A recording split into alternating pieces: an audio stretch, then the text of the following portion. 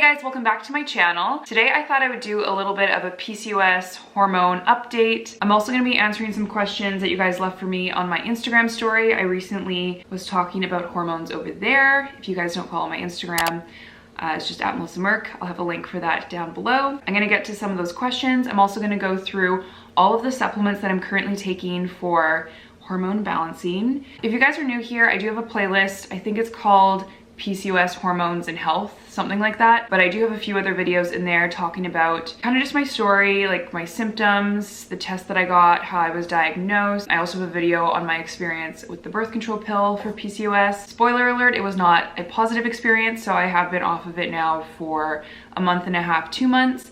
And I've just been trying to regulate my cycle, clear up my skin, get my energy back, all of those things, and do it naturally. And that is what this video is all about. I will say I do take quite a bit of stuff and do a lot of things. I have slowly incorporated these things into my life over the years, so it doesn't seem crazy for me, but I'm just like looking at all of the stuff right now, I'm like, I take a lot, but I've definitely found some things that work well for me. I do want to put the disclaimer out there. I am not a health professional. I do go to a medical doctor as well as a naturopath. I've also gotten a lot of blood tests done. I'm very familiar with my own personal situation. As always, I highly recommend talking to your healthcare provider and figuring out your own situation and like what is going on for you personally. Hormones are so complex. I'm not saying that you should go out and take these. Definitely talk to your doctor before starting any supplements. Although I do think that a lot of these are super helpful depending on your situation. If you're on any other medications, these things could conflict and maybe be or cause more harm than good. So that is my disclaimer, but I do hope that this will be informative and hopefully help some of you guys. We're gonna start off with some questions. First question is, are you seed cycling? It's supposed to help regulate hormones. I have heard about seed cycling and I'm very interested in it, but I have not tried it out personally. It is something I would like to try in the future, and if I do, I will definitely do a video on that. Somebody asked, why are you drinking chlorophyll water? So I'll talk about that in a bit. How do you get rid of your post-acne marks? I'm going to be filming an updated skincare routine because I definitely think it is the topical skincare products that I use that help fade my acne scars. So that will be coming soon. What are your favorite supplements to take for PCOS? I'm going to share all of those with you guys. I feel like I'm just like brushing up all these questions. But yeah, a lot of you guys asked what supplements you're taking, so I'm going to cover all of that in this video. Have you done research, or do you think you know what type of PCOS you are? I'm actually writing an ebook right now on my whole experience with PCOS and sharing everything that has helped me, because I just feel like there's so much to cover and it's hard to do that in a video. So long story short, I think I have adrenal PCOS. What type of doctor do you see for hormone things? I do go to a medical doctor and I got most of my blood work done through them, but just in my own experience, medical doctors don't really take hormones too seriously and they have not been a big help for me. They also wouldn't even give me certain blood tests that I was asking for. So I do go to a naturopath. They are way more, like 100 times more helpful. And I did pay for extra testing through them. And she helped me put together like my supplement routine, and we went through like my diet. And I've also looked into acupuncture and Chinese medicine. There's so many things you can do just naturally, a million ways you can go. I actually had an appointment to go get acupuncture today, and then I woke up and I had my period. So I'm going to reschedule that. Exciting stuff. I also have PCOS and I'm so worried about the infertility part. How do you deal with that? With PCOS, infertility can be a big thing, but I've also seen so many people get pregnant with PCOS, so I'm not super concerned about it, but there are a ton of things the doctors can do to help you get pregnant. I think that most people who have PCOS have the potential to get pregnant. Amount and type of exercise recommended when not having a regular cycle. For the most part, I've heard that weight training is better and kind of more mild activities versus like intense cardio. I think that it's whatever works best for you. You don't want to be overtraining because that can put stress on your body. And when your body is in a stress mode, it does not prioritize your reproductive systems. So yeah, they do generally recommend like gentler workouts or just not as intense, like super intense cardio, but I just think do what's like what works for you. So I think that covered most of the questions. Hopefully I got to yours. And now I'm going to cover all of the supplements. So a couple of these things are not actually supplements. I also have some herbs. By the way, someone like came at me for pronouncing herbs with the H. Everyone that I know says it with the H. I think it just depends on where you live. So herb, herb, it's the same thing. The first thing that I have used that I think helps a bit is apple cider vinegar. Sometimes I take a shot in the morning. This is something I'm very off and on with, but I do find that I have less breakouts when I take apple cider vinegar. Another way I take it is in hot water with lemon juice and honey. It actually tastes pretty good. So if you hate the taste of apple cider vinegar, that's a really great way to have it. But yeah, I definitely think that's worth trying. Oh, my dog is at the door. Hang on. Welcome back.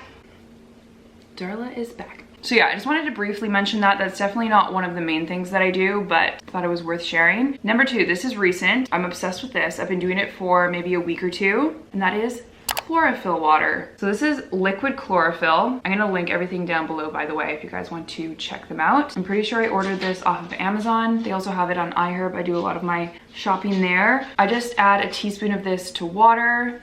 I like to put it in a big jar, and then I just drink that in the morning. A lot of people ask me about the taste. It's just slightly minty, maybe a little bit earthy. I put it in quite a bit of water, so the taste is very mild, and I have grown to like it. It's definitely not bad. I don't mainly take this for hormones. I do take it for my skin, which I guess is related, like it's one of the symptoms from PCOS. One of the things it helps with is wound healing. I'm really bad at picking my skin, so that is one thing that it's good for. It's also just great for your skin overall. I drink a lot more water when I take it, so that's another plus. But yeah, there's a lot of different things that the internet says this does, so definitely do your own research. But it is just something that I've implemented into my routine, and I've really been liking it. I've also noticed that my skin is clearing up. I don't know if it has anything to do with that, but my morning coffee. I do put a bunch of stuff in my coffee. Also, I apologize if not all of this is related to hormones. I'm just trying to cover like all of my supplements. I have been putting collagen in my coffee for years, and I really like it.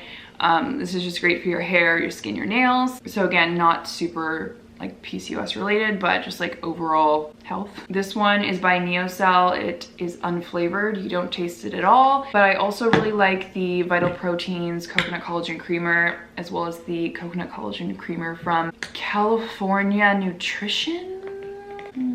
I can never remember if that's what the brand is. Oh, here, California Gold Nutrition. This is the brand that makes the other collagen creamer. I've also tried a couple other collagen peptides. I just swapped through, but some form of collagen generally makes it into my coffee. I also put maca root. I'm reading off a list here. So maca can potentially help with increasing libido, increasing fertility, improving mood, reducing blood pressure, reducing sun damage, fighting free radicals, helps support hormonal balance in both men and women. There's a lot of claims. It's just something I like to put in my coffee. I also like to add cinnamon, mainly for the taste, but it also has some benefits. I do like to get Ceylon cinnamon. Cinnamon may help with insulin sensitivity and regulating your cycle, but again, I just like it for the taste. But hey, if it has some benefits, even better. So that is my coffee situation. I also like to put in either MCT oil or ghee butter just for some good fats in the morning, for energy. And then before I get into all the pills and things, I also like to have spearmint tea. They did a study, and women who drank 2 cups of spearmint tea a day had reduced levels of testosterone, and a lot of women who have PCOS have high testosterone, which can cause acne and excess body hair and all of that. All of the things you don't want. I like tea, so I choose this one. All right, now we are getting into the supplements. I'm gonna start off with the 2 that I think have helped the most with regulating my cycle. Number 1, we have the Lorna van der Haag Estro Smart. This is the first supplement that I started using when I thought I had PCOS. So I've been using this on and off for quite a few years, and I have noticed that when I take it regularly, my cycle is more regular. Not every month, but it's definitely more frequent. So yeah, I'm actually done. I just finished this a few days ago, so I was using this up until I got my period. I also take Vitex. I feel like this is the most common or most popular herb for regulating your cycle. It says it right on the bottle there. Regulates the menstrual cycle. You can actually get Estro Smart Plus, which is the same formula, but then they added Vitex in it. So I just ordered that one, so then I don't have to get a separate Vitex. But yeah, the ingredients in this, there's calcium D-glucarate. I'm not gonna pronounce any of these right, by the way. Indole, oh my gosh. Indole 3-carbinol, green tea extract, turmeric, DIM. DIM is really popular for hormonal acne. A lot of people take that. Rosemary leaf extract and sulforaphane. So there's a lot of great ingredients in here. If you look them up separately, they all have their own benefits. I do think that it is a good blend of things, and I'm excited to get the one with Vitex, and I just think that is a great supplement, and I'm excited to continue with that. I do think that that is the main reason I got my period. I am trying to outbalance right now. I just started taking it because I ran out of this guy. It does have some similar ingredients, or maybe it's just the DIM. But yeah, they both have DIM. This one also has Inositol. I take Ovositol, which is Inositol, and Inositol, which is a good blend for PCOS. It also has folate, L-glutathione, and ALA. But yeah, I'm giving it a shot. Can't really say too much on that yet. So yeah, I kind of talked about this, but this is Ovositol, which is a blend of inositols, and it's just a powder. You can put it in water. It doesn't have too much of a taste. It's actually just like a little bit sweet. I'm pretty sure this is actually a form of sugar that is found in plants. Correct me if I'm wrong, but I think that's what it is. But it says it promotes insulin sensitivity, supports normal hormone levels, promotes healthy ovarian function and egg quality. I will admit I don't take this every day just because it's in powder form. I normally put it in my smoothies. I think I'm gonna start putting this in my coffee. I went online and it said you can blend this into any hot or cold drink. I was worried that putting it into a hot coffee would maybe not make it, or make it less effective. But yeah, it said you can put it in a hot drink. So if you guys know otherwise, let me know. But I think I'm gonna start doing that because I just find my coffee is the easiest way to sneak things in, drink it in the morning, good to go. Magnesium is another great supplement. A lot of women with PCOS have a magnesium deficiency. This can also help you have a better sleep. If you have bloating problems, it can also help with that. This is another one that I forget to take sometimes because I normally take it at night, but I have 2 of these guys. Yeah, it's just another good one. So this one is a new one, but I recently started taking saw palmetto. It does say on here, it is for prostate health. Apparently this also really helps with hair growth or preventing hair loss, and with hirsutism, like excess body hair. So I haven't been taking it for too long, so I can't give you my personal experience with it, but I have heard a lot of good things, so I'm excited to try that one out. A couple that I don't have with me right now, I do take a vitamin C with zinc on occasion, as well as vitamin D. We don't get a lot of sun here. A B complex is great. I was taking that when I was on the pill because the pill can deplete your body of vitamins like that. But I think that a good B complex is great all around.